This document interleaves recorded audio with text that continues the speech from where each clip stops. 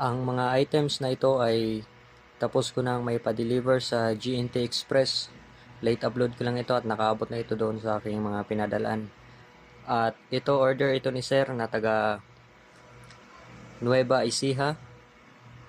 Dati kong customer. Itong si Sir at mutya ng linta na big size ang kanyang order. So, quintas, ganito yung itsura. Pwede itong isuot na nakatago sa damit. Pwede din isuot na nakalabas sa damit. Iingatan lang, isusuot ng palagi, dalhin kahit saan man magpunta. Pwede lang mabasa ng tubig kapag naliligo.